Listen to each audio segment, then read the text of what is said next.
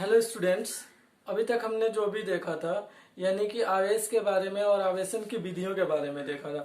अब हम यहाँ पर जो देखेंगे वो देखेंगे कूलाम का नियम। और कूलाम के नियम को हम अपनी लोकल लैंग्वेज में समझेंगे, मतलब अच्छे से समझेंगे, प्रैक्टिकल भाषा में समझेंगे। और जरा सा ध्यान देना, आप लोग चीजें समझ में आ जाएंगी, क्योंकि सबसे ज्यादा इम्पोर्टेंट जो है इस चैप्टर में जो है कूलाम का नियम ही है और इस पर क्वेश्चंस भी आते हैं। तो देखिए, कूलाम का स्थिर विद्युत बल का नियम क्या होता है। मतलब ऐसा कि अगर दो बल होते हैं, मतलब दो आवेश होते हैं, एक प्लस एक माइनस, तो उनके बीच में क्या होता है, आकर्षण। एक प्लस और दूसरा भी प्लस है तो क्या होता है, प्रतिकर्षण। मतलब आवेशों के मध्य में जो आकर्षण या प्रतिकर्षण बल लगता है उनको हम बोलते हैं स्थिर विद्युत बल। क्योंकि स्थिर आवेशों के नाते ये जो बल पैदा हुआ है हम इसको बोलेंगे स्थिर विद्युत बल या कूलाम बल। क्यों? क्योंकि कूलाम ने ऐसा नियम दिया था। तो हम बोलेंगे इनके बीच में जो लगने वाला आकर्षण या प्रतिकर्षण बल है हम उसको बोलेंगे स्थिर विद्युत बल या कूलाम बल। फिर कूलाम ने इन जो बल लग रहा है ना, मतलब ये जो आवेश हैं दोनों, यानी कि एक यहाँ पर Q1 और दूसरा यहाँ पर Q2 है, इनके बीच में जो बल लग रहा है इनके बारे में उन्होंने अध्ययन किया। किसने? कूलाम ने। और उस बल के बारे में बताया कि उस बल के क्या क्या गुण होते हैं और वो किन पर डिपेंड करते हैं। आखिर कोई भी चीज जो होगी वो किसी ना किसी चीज पर डिपेंड करेगी। जो ये बल लगेगा इन दोनों के बीच में, कब बढ़ेगा कब घटेगा, ये सब चीजें तो जानना जरूरी है। तो हम यहाँ पर देखेंगे कि जो बल होता है वो उन्होंने बताया, किसने? कूलाम ने बताया कि ये जो बल जो होता है इन दोनों आवेशों के गुणनफल, इनके बीच में या तो आकर्षण या तो प्रतिकर्षण बल लगेगा।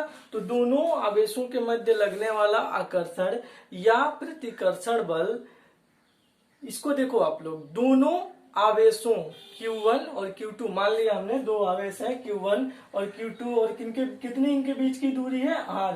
दोनों आवेशों के गुणनफल के अनुक्रमानुपाती होता है और उनके बीच की दूरी के वर्ग के व्युत्क्रमानुपाती होता है।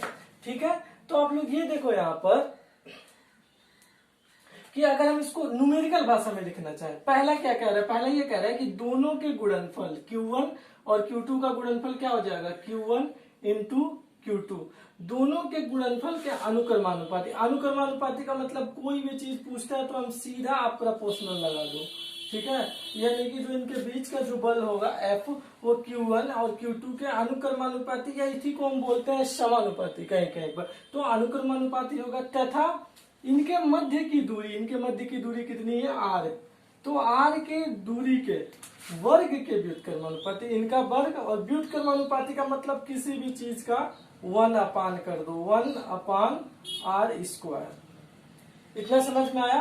तो यानी कि अब इन दोनों को मिला करके हम एक फार्मूला बनाएंगे। तो देखो, Q1 Q2 कहां पर अंश में रख देंगे और R स्क्वायर को हर में रख देंगे। यही तरीका होता है फार्मूला बनाने का जब अनुक्रमानुपाती और व्युत्क्रमानुपाती का रिलेशन हो।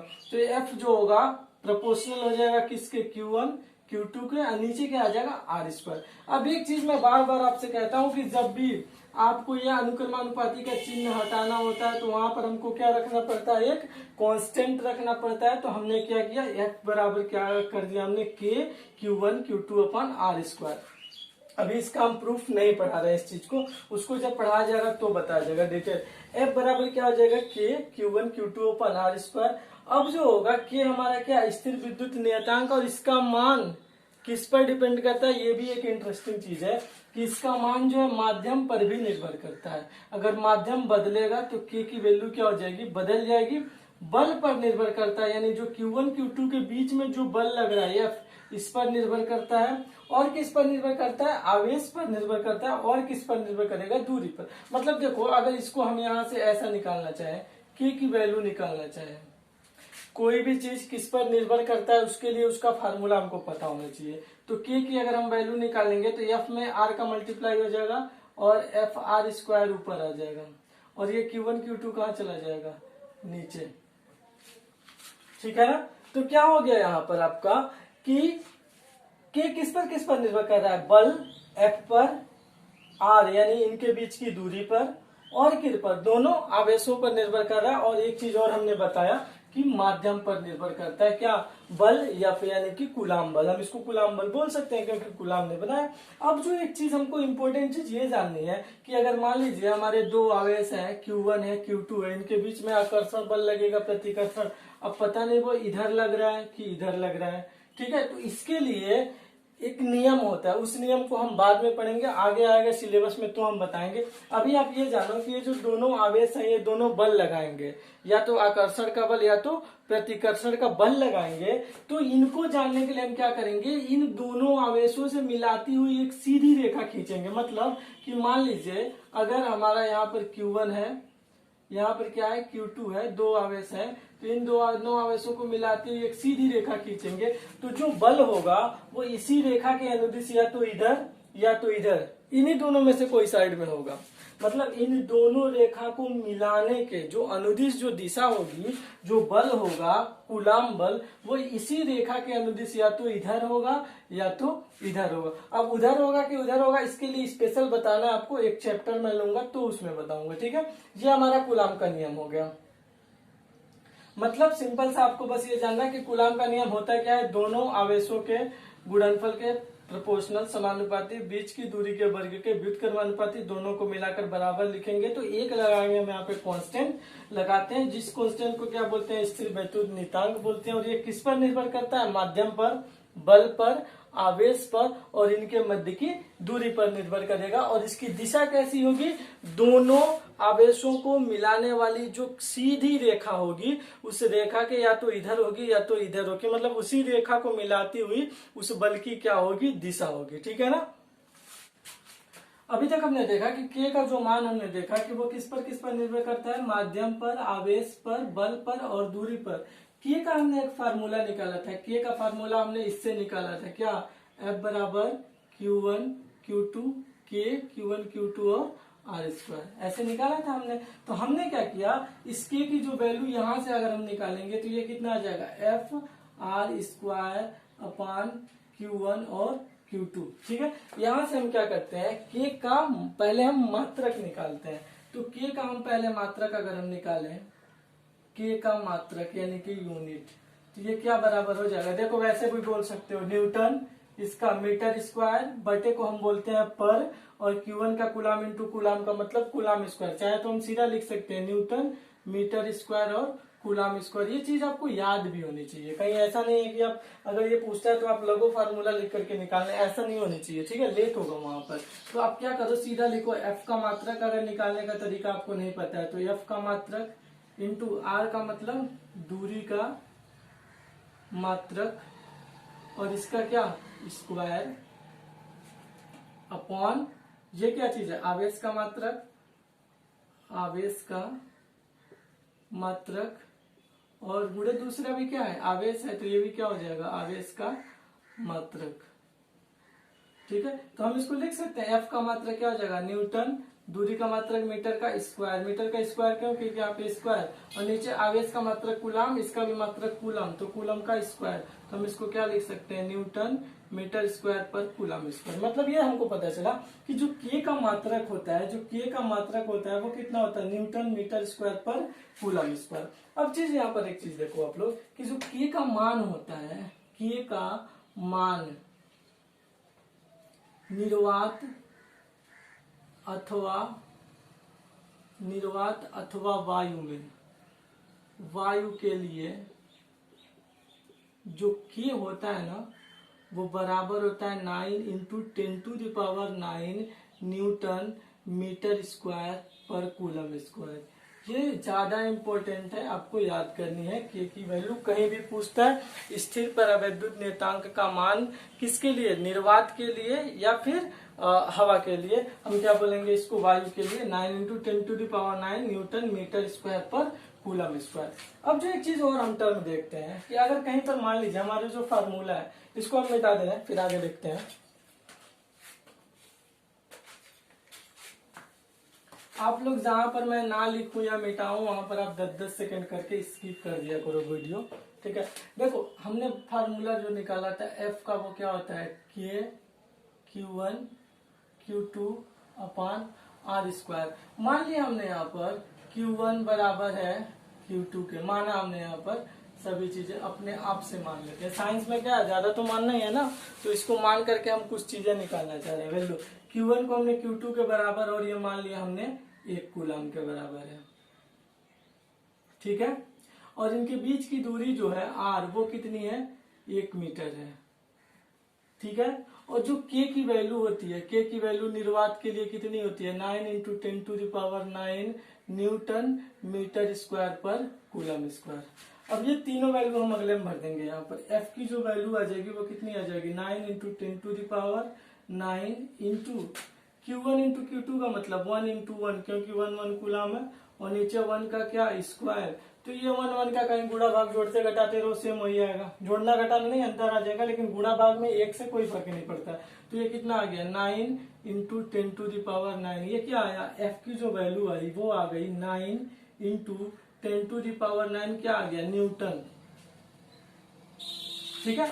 न्यूटन मतलब बल है ना, तो बल का मतलब क्या होगा, न्यूटन। से चीज देखो, ये जो हमने लिखा इसको अगर हम एक भाषा में लिखना चाहें, इसको हम बोलना चाहें, न्यूमेरिकल नहीं थ्योरी में बोलना चाहें, तो क्या बोलेंगे, ऐसा बोलेंगे कि यदि, ठीक है, दो आवेश रखे हैं समान आवेश, कैसे, दो हमने Q1 Q2 को क्या कर दिया, बराबर कर दिया, दो समान आवेश रखे हुए हैं और उनके बीच की दूरी 1 मीटर हो, क्या हो, 1 मीटर हो, और उनके बीच लगने वाला बल कितना हो, 9 × 10⁹ न्यूटन हो, तो जो दोनों आवेश होंगे उनकी वैल्यू कितनी होगी, 1 कूलम होगी। देखो हम ये कह रहे हैं, इसी चीज को ना हम कई तरीके से बोल सकते हैं। देखो हमने Q1 Q2 को बराबर मान लिया पहले ही, Q1 Q2 क्या है, बराबर है, हमने मान लिया Q1 और Q2 क्या है, बराबर है, ठीक है ना, और 1 कूलम हमने ले लिया था। तो हमने क्या किया कि हम इसको रख करके जब हल किए तो F की वैल्यू कितनी आ गई, 9 × 10⁹। मतलब ये कि अगर कोई दो आवेश हो, ठीक है, जरा ध्यान दो आप लोग, दो आवेश हो, इनके बीच में लगने वाला बल इतना हमने निकाल लिया, इनके बीच में इतना बल लग रहा है Q1 और Q2 के बीच में, ठीक है, और इनके बीच की दूरी कितनी हो, 1 मीटर, अभी हमने जो लिखा था, इनके बीच की दूरी 1 मीटर हो, तो जो दोनों बल होंगे समान, हमने चूंकि बोला था, जो दोनों बल होंगे Q1 Q2 को कितने होंगे, 1 कूलम के होंगे। या इसी चीज को एक और हम तरीके से बदल सकते हैं, ये कि यदि दो आवेश बराबर हो और कितने के हो, 1 कूलम के हो, उनके बीच की लगने वाली दूरी कितनी हो, उनके बीच की दूरी कितनी हो, 1 मीटर, ठीक है, तो और K का मान तो हमको पता ही है, तो उनके बीच में जो लगने वाला बल आएगा वो कितना आएगा, 9 × 10⁹ न्यूटन। मतलब ये दो आवेश 1 कूलम के, दो आवेश 1 मीटर की दूरी पर रख दिया जाए तो उनके बीच में जो लगने वाला बल होगा वो कितना होगा, 9 × 10⁹ न्यूटन। क्योंकि ये बल का क्या होता है, मात्रक, इसको दो तरीके से हमने बोला।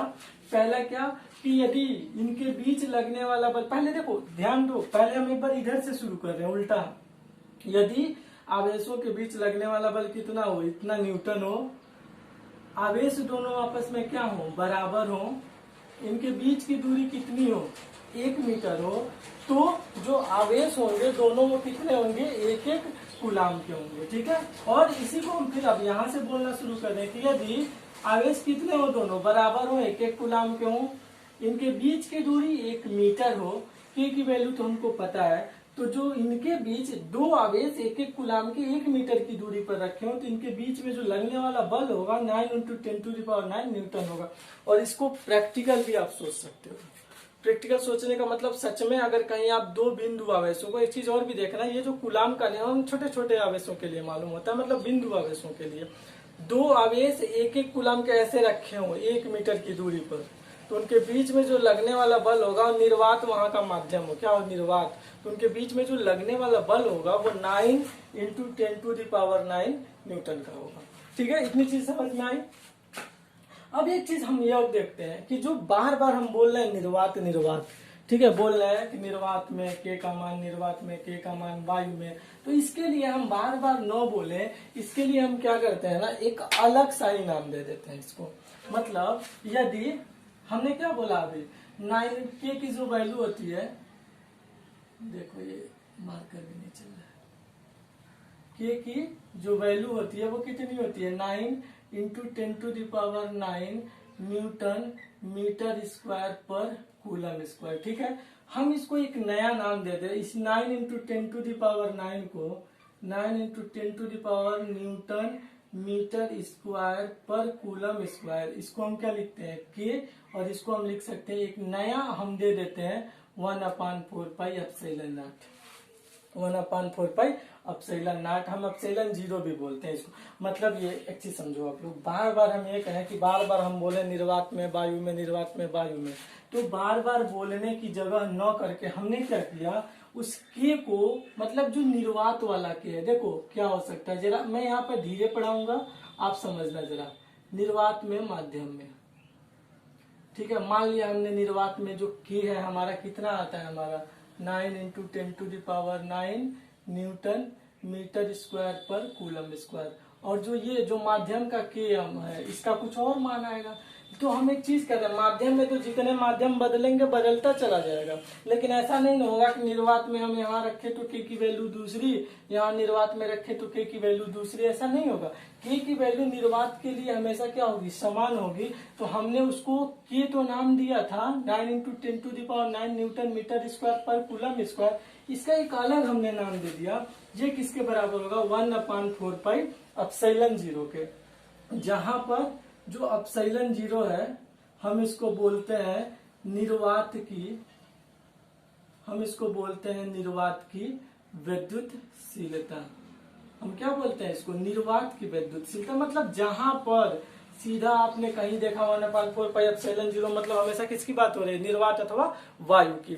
मतलब ये कि आप समझो इस चीज को जरा सा, कहीं चीज माध्यम में हो उसको हमको नहीं नोटिस करना है। कोई भी चीज निर्वात अथवा वायु में है हमेशा हम उसको के न लिख करके क्या लिख देंगे, 1/4πε0। तो जो हमारा पहले का फार्मूला था F बराबर के Q1 Q2 अपान R स्क्वायर, अब हमने निर्वात के लिए, किसके लिए, निर्वात के लिए, याद रखना निर्वात के लिए के की जगह हमने क्या रख दिया, 1/4πε0 और Q1 Q2 अपान R स्क्वायर। ये हमारा किसकी चीज के लिए आ जाएगा, निर्वात के लिए। हमेशा मतलब निर्वात का अगर आपको हल करना है क्वेश्चन तो निर्वात के लिए सीधा आप ये फार्मूला ले लो 1/4πε0, और ये कितना आ जाएगा Q1 Q2 अपान R स्क्वायर। और एक चीज होता है ये जो 1/4πε0 होता है, हमने इसको इसी के बराबर तो रखा है, जरा ध्यान दो आप लोग, के इसके बराबर होता है, हमने ये कह रहे हैं के इसके बराबर होता है, और इसको हमने इसके बराबर रख दिया, तो ये दोनों भी तो आपस में बराबर है। यानी हम लिख सकते हैं कहीं पर कि 1/4πε0 की जो वैल्यू होती है वो कितनी होती है, 9 इंटू 10⁹। तो ये भी आपको याद होना चाहिए। अब ये जो एप्सिलॉन है इसके बारे में हम बात करते हैं। जो एप्सिलॉन होता है हम इसको बोलते हैं निर्वात की विद्युतशीलता, और इसकी जो वैल्यू होती है वो होती है 8.85 इंटू 10⁻⁻12। और इसका जो मात्रक होगा, एक चीज जरा ध्यान दो आप लोग, इसका मात्रक सेम इसके का उल्टा होगा। मतलब यहाँ पे newton metre square coulomb square है, तो इसमें क्या कर दो कूलम स्क्वायर पर न्यूटन मीटर स्क्वायर, मतलब यहाँ पर क्या कर दो कूलम स्क्वायर और न्यूटन मीटर स्क्वायर। मतलब जो उसमें ऊपर है, जो उसमें ऊपर है उसको नीचे कर दो, नीचे वाले को ऊपर कर दो। एक चीज जरा ध्यान दो इसमें कि इस एप्सिलॉन का मात्रक हमने इसका उल्टा क्यों लिखा, तो आप जरा ध्यान दो। इसको अगर हम देखें ये वाली लाइन को, ये वाली लाइन को, तो जरा ये वाली नहीं, सॉरी ये वाली लाइन हमने यहां से हमने उठा ले। देखो के की वैल्यू हमने क्या लिखा 1/4πε0। एक चीज जरा ध्यान दो, पाई का तो कोई मात्रक होता नहीं, गणित का कोई मात्रक थोड़ी ना होगा, 2 का 4 का कोई मात्रक थोड़ी ना होता, दूरी का मात्रक होगा, तापमान का मात्रक होगा, ठीक है, विस्थापन का मात्रक होगा, इसका मात्रक थोड़ी ना होगा। के बराबर है 1/4πε0 के, तो जो के का मात्रक होगा के और एप्सिलॉन में, जरा ध्यान दीजिए, व्युत्क्रमानुपाती का संबंध है। किसका, व्युत्क्रमानुपाती का। और एक चीज और भी ध्यान देना आप लोग, व्युत्क्रमानुपाती का संबंध है, और दूसरी कोई भी हमारे पास यहाँ पर ऐसा नहीं है जिसका मात्रक हो, या तो एप्सिलॉन का मात्रक होता है या तो के का मात्रक। तो कभी भी आप ऐसा टर्म अगर पाते हो, ठीक है, और दोनों एक दूसरे के क्या हो, व्युत्क्रमानुपाती, तो जो इसका मात्रक होगा इसका मात्रक इसके उलट देंगे तो मिल जाएगा, और जो इसका मात्रक होगा इसको उलट देंगे तो मिल जाएगा। ये आप नियम नोट कर लो, इस चीज को ये नोट बना करके लिख लो, ठीक है, क्योंकि ये हर जगह काम आने वाला है और छोटी छोटी चीजें हैं तो जानना जरूरी है आपके लिए। अब ये जो होगा मतलब यहाँ पर हम क्या बताना चाहते हैं शुरू से अपने के की वैल्यू होती है 9 into 10⁻⁹ newton metre square coulomb square. हमने इसको क्या किया, निर्वात के लिए के की वैल्यू हमने निर्वात के लिए हम जाने इतना है, इसको हमने एक अलग नाम दे दिया। हम इसको क्या लिख सकते हैं 1/4πε0 लिख सकते हैं। और जो ε0 होता है यहाँ से ε0 जो होता है निर्वात की विद्युतशीलता होती है।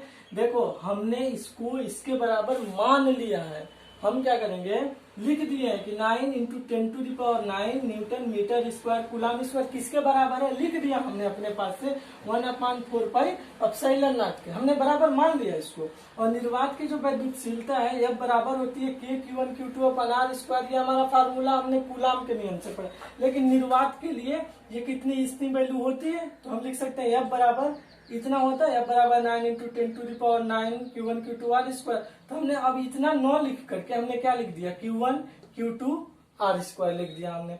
अब जो देखो यहाँ से ε0 का अगर हम मात्रक निकालना चाहेंगे तो जस्ट k का जो मात्रक होगा उसी का क्या होगा उल्टा होगा। तो आज के लिए इतना रहने दो, और जो अगली वीडियो बनाऊंगा मैं, अगली जो वीडियो होगी ना वो क्या होगी, कूलाम के नियम से हम 2 क्वेश्चन लेंगे। एक क्वेश्चन तो सिंपल लेंगे, सिंपल का मतलब उसमें कैलकुलेशन भी सिंपल होगी, हल्की होगी।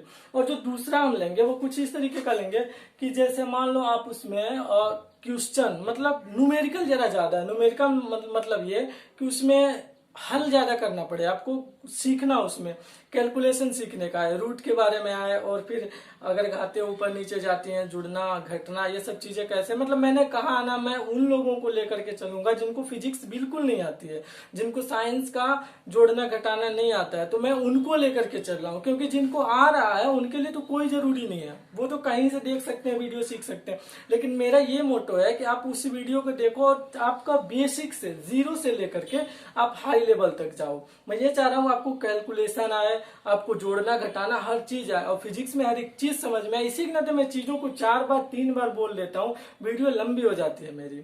जबकि मैंने आज क्या क्या पढ़ा है, इसमें कूलाम का नियम पढ़ाया और के मान के बारे में हमने जिक्र किया। अब अगला हम 2 सवाल लगाएंगे, 2 सवाल के बाद हम रिलेटिविटी पढ़ेंगे इसमें, और उसके बाद अगला जो हम पढ़ेंगे कूलाम बल का सदिश निरूपण। ये तो हमने कूलाम का बल देखा, ठीक है। इस पर हम 2 क्वेश्चन लगाएंगे, एक अलग से बस उसी की वीडियो होगी, उसके बाद हम आगे वाले क्वेश्चन पर पढ़ेंगे। और ये वीडियो आप लोग ज्यादा से ज्यादा स्टूडेंट्स शेयर करो, ठीक है, ताकि आप लोग पता है मुझे मोटिवेशन मिलता रहे आप लोगों से। Thank you.